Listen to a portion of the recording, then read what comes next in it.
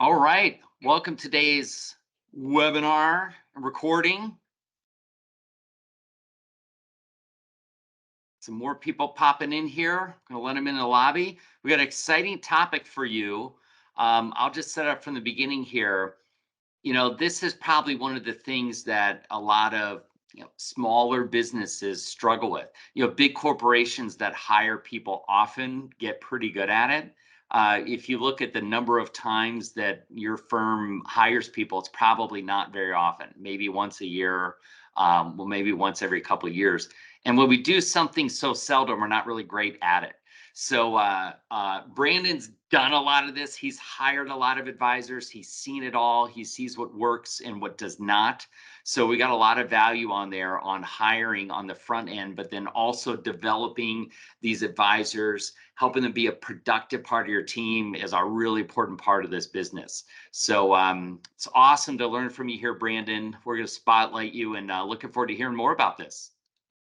Awesome. Thanks, John. Well, thank you all for joining. I think we all know that great teams, great companies, they're not built on accident. They're not built by luck. They're actually assembled and developed. And if you look at some of the kind of top leaders from the past, you look at CEOs like Larry Bossidy. He was a New York Times bestseller, CEO, chairman of Honeywell. He said that the manager, the CEO's number one job is hiring the right people. You look at Jack Welch, CEO of GE, spent over 50% of his job strictly in hiring and interviewing people. I mean, it's a huge, huge part of the role by bringing on the right people. Now, as John said, the issue we run into is we don't do it as often. So the saw kind of dulls and the skill goes away. So what we can do is we can put in some tools to help you and give you some tips so that you're going to be ready for the next time around. One of the very first tips that I'm going to give you is separating and developing the difference between strength-based experience or strength-based hiring and experience-based hiring. For example, if you imagine cello sitting on a stage in front of an orchestra, and someone goes out, sits next to the cello, and what they do is they tell you about how good they've played the cello, how well that they can read the music. They give you a list of people, a list of the concerts they've played in, and they say, all right, add me to your orchestra, and they walk out without ever touching the bow. We know orchestras would never hire that way. It's the same thing right now. If you follow sports at all, we're in the midst of the NFL draft season.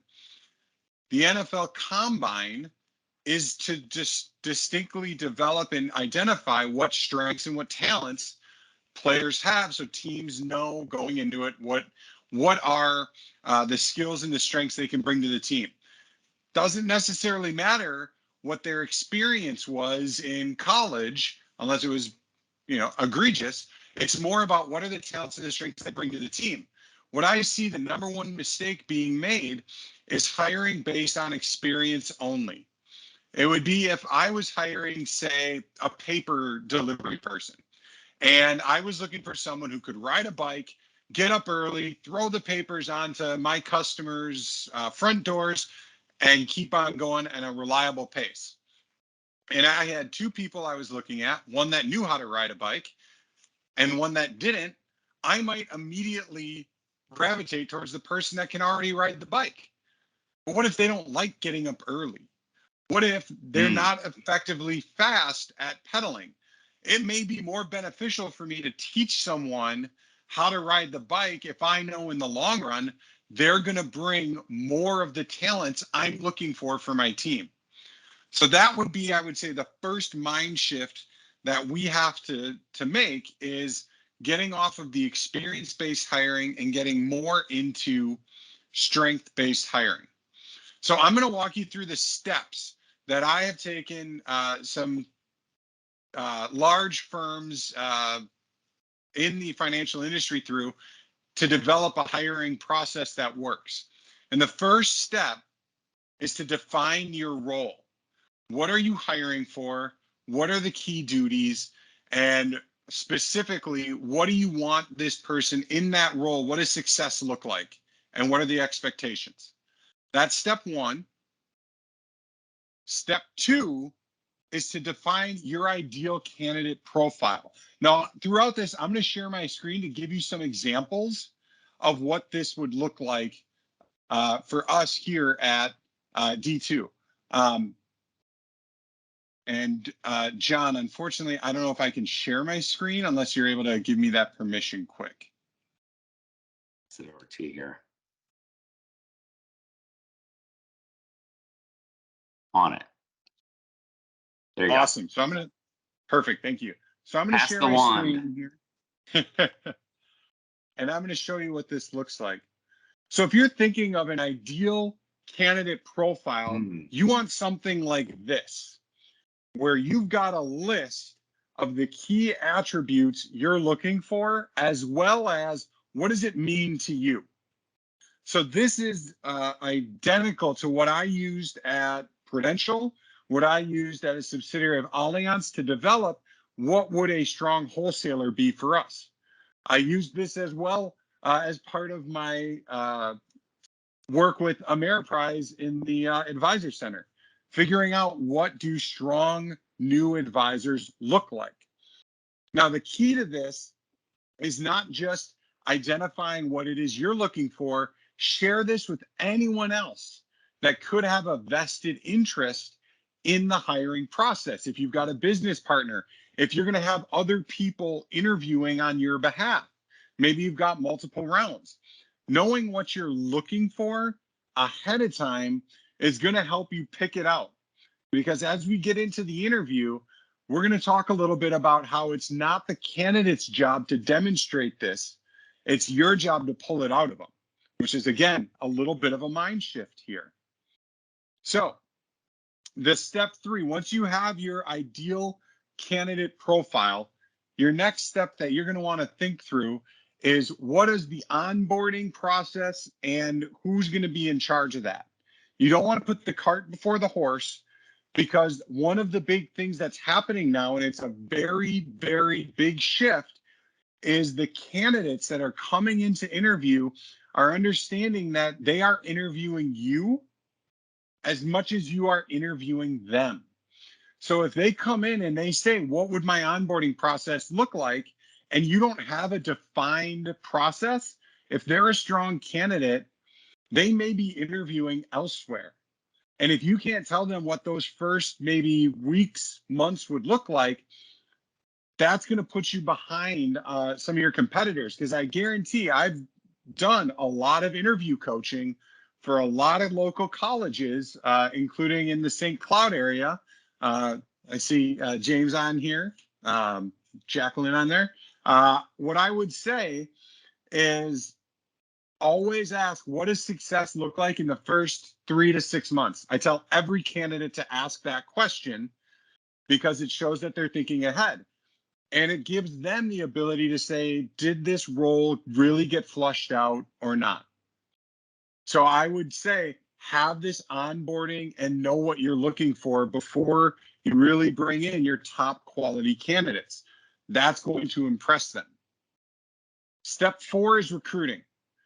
I'm going to be able to share some tips on a future webinar around recruiting.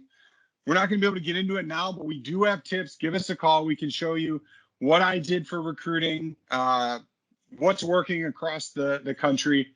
It just so happens that recruiting is a rabbit hole of its own. So step 5, what you want to do is prepare to interview. Now, here's what I'm going to share with you. Again, I'm going to go into screen share time.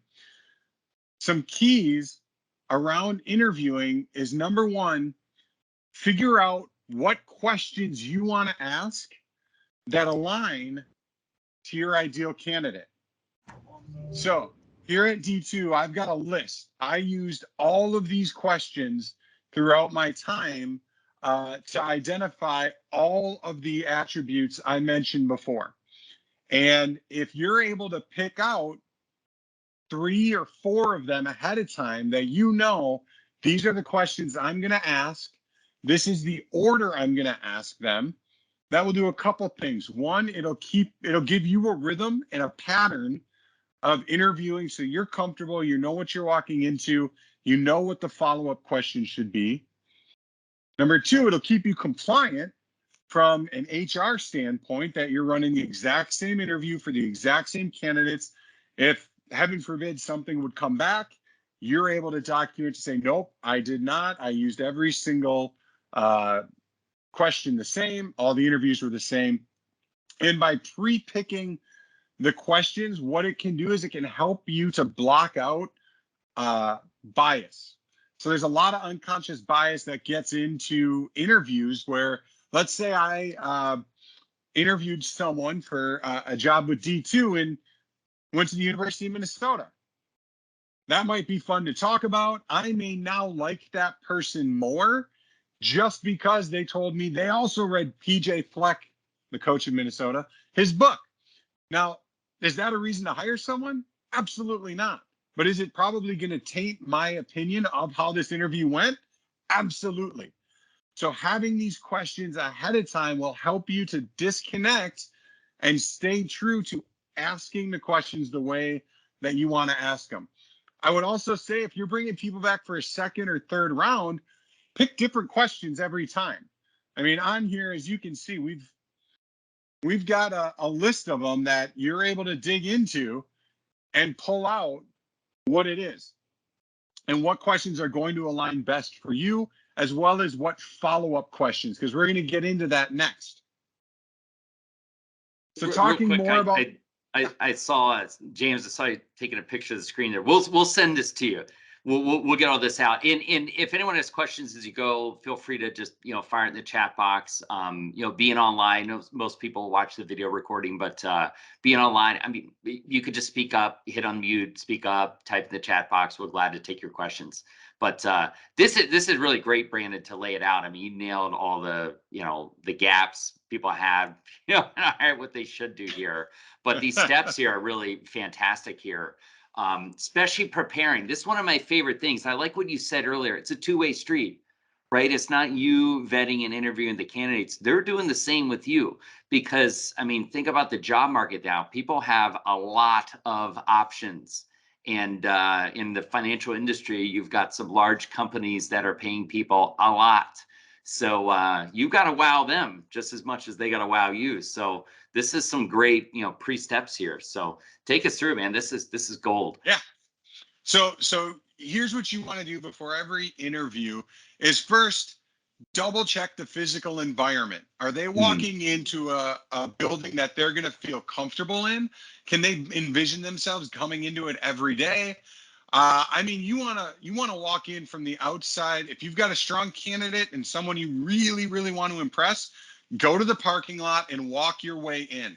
Is it easy to find if you were the first time there? Take a look. Is there, potential garbage out in the parking lot that could, kind of taint their view? Think of this as your client, because what I can tell you is, if they're a really strong employee, they're going to make more money for you than a top client. So think about it as if they were your top next client coming in. If it is confusing, or if it's not super easy to find where your building is or where you're located, or maybe you have to get through a security door, make sure someone is, number one, going to greet the candidate immediately at the first point of entry they can get into. I've worked on many buildings where, somebody would come in for an interview, they'd check in at the security desk, security would call, the candidate would sit there, the person would come, and then you walk all the way back. I would meet the candidate at the turnstile, ready to go, saying, hey, I'm waiting for you because I'm excited to meet you. You're not interrupting my day. It's hard sometimes if candidates come early, so do the best you can.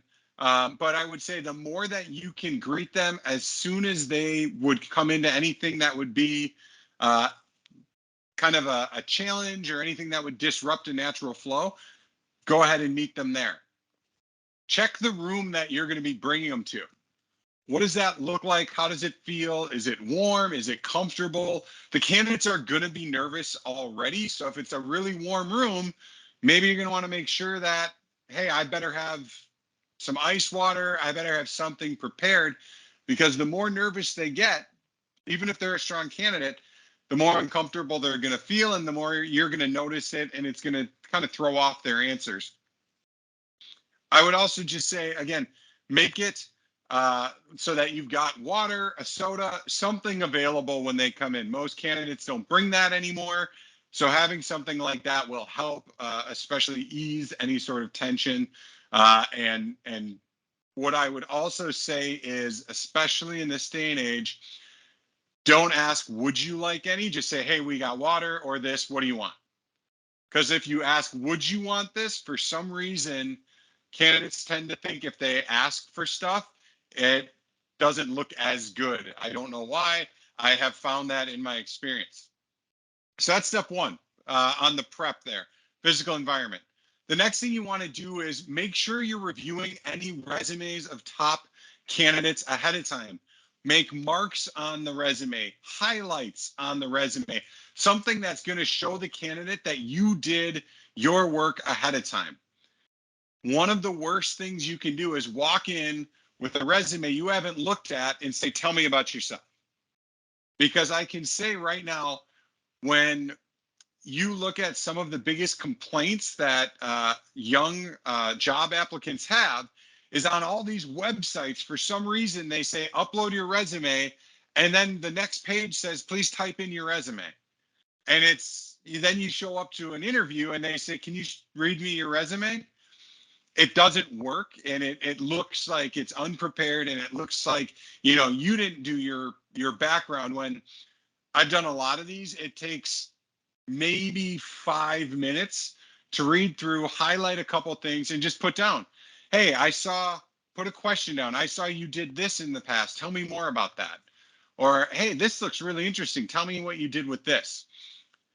By doing that, instead of the initial tell me about yourself, can really ease the conversation and get you a lot better information. Because if you say, tell me about yourself, they're just going to tell you what you already read. So by having some dedicated questions, you're going to be ahead of the game there. The next thing is, have some key descriptions on what is the expectation of the job. They're going to want to know. So have it down and remind yourself, these are the key things that I want this job to execute. Can also remind you of the strengths you're looking for. And finally, have your next steps ready to go.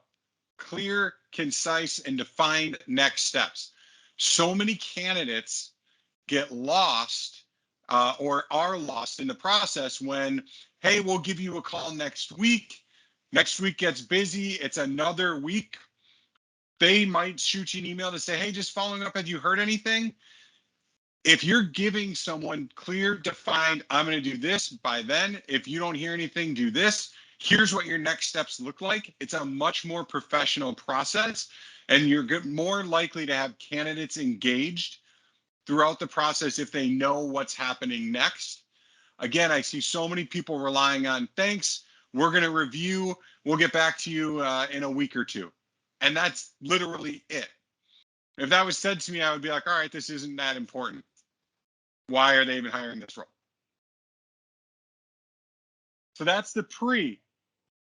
Let's talk about actually going through and executing an interview. Again, as John said, we've got this. We can walk through it. We can get you it.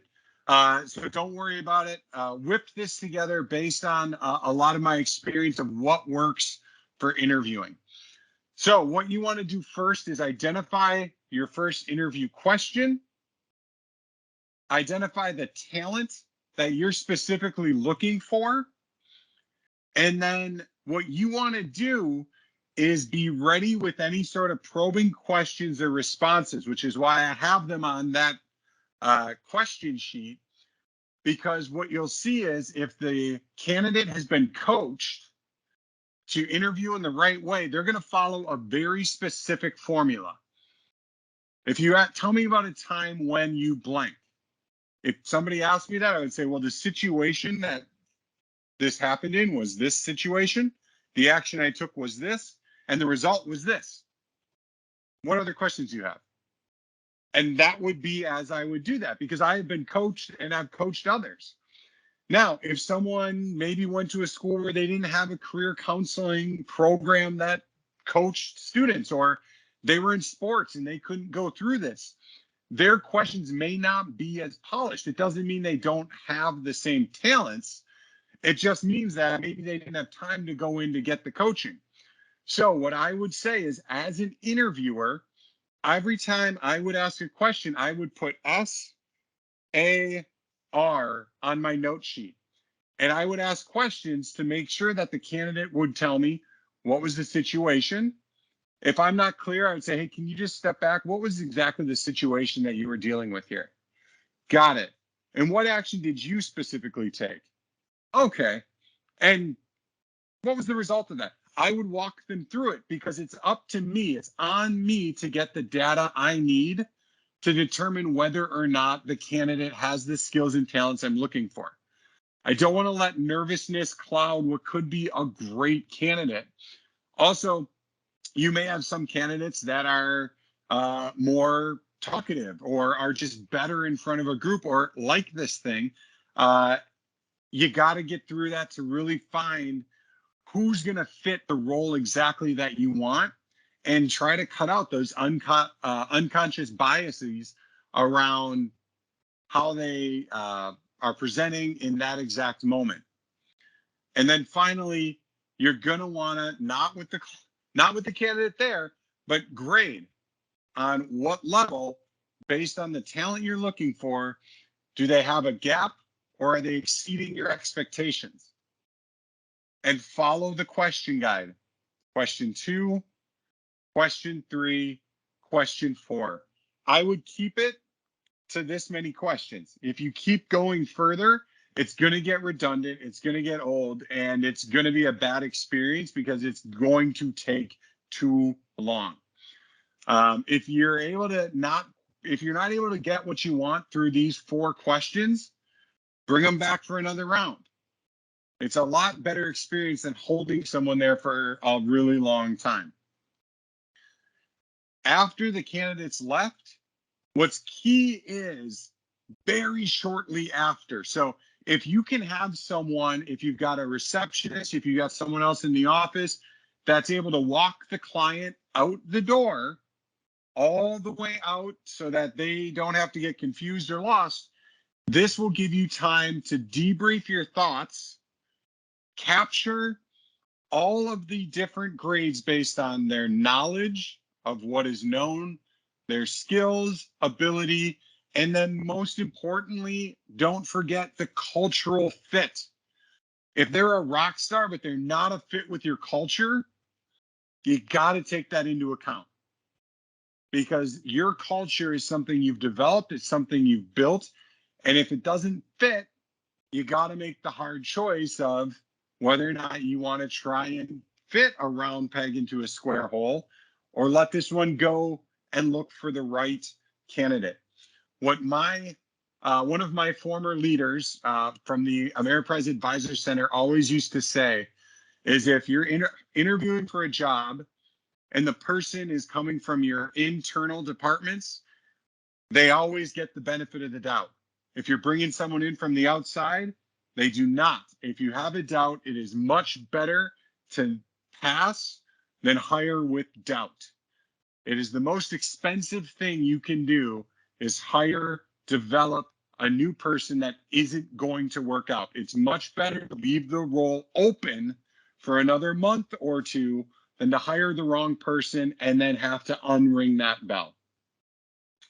And then finally, the last thing I would do is final comments about how were the talents displayed, were they not, any major notes, and then make your recommendation, move forward or do not move forward. You're able to then keep this on file. You're able to have this to compare if you come down and you want to compare, after a week's worth of interviewing, going back to finding what the right candidates are. Because again, I can tell you, first candidates, can set the bar really high and be really exciting. But by the time you've done a week's worth of interviewing, that last candidate has the recency bias. Oh, I saw them last. I really liked them. It was a lot of fun. I forgot what that person on Tuesday was like. Go back and you can review these things over time. So I've been going through a lot, and I'm going to stop sharing for a moment here, but there's a few things that I think are really, really important to take away. Number one, be prepared, because they are interviewing you as much as them, as you are them, I should say. So the more that you can stand out, especially against top talent, the more they're going to want to work for you. And that's going to put other folks down. And you can do that by being super prepared. Let us know how we can help. Like I said, I've run hundreds of interviews on hundreds for different firms across the country. Honestly, I've seen probably all of what I could see on these. But I'm happy to lend some insight. We've got these tools. They're available for you guys to use. I mean, they're not copyrighted. I just put them together for support of this initiative, because I know it is something that people could use a ton of help on. And I couldn't find anything that existed online through the Ameriprise site that specifically speaks to this. So we threw some stuff together. But as you have questions, please reach out to us. We're happy to help. I know John teased it a little bit. Talked about development. So I didn't get all the way there, but I want to let you all know we're launching some new AFA development webinars and specific trainings that directly correlate